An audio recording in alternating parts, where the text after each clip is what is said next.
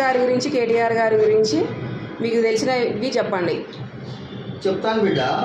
ఒక్కటి ఏంటంటే వాళ్ళ గురించి చెప్పాలంటే ఎంత చెప్పినా ఒడవదు, అయినా నేను సూక్ష్మంలో చెప్తాను. అది ఏం చేసిందంటే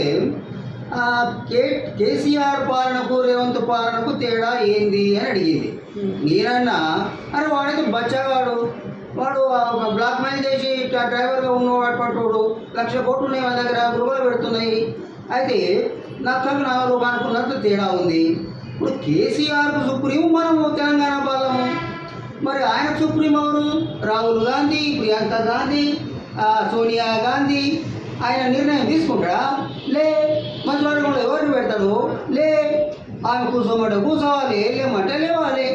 మరి గట్లా ఉన్నోంటి నేను ఈ మధ్య వాడు రేవంత్ గాడు, వాడు హౌలాగాడు కాకుంటే, రాస్కల్గాడు కాకుంటే, నేను బీయింగ్ ఏ గద్దార్.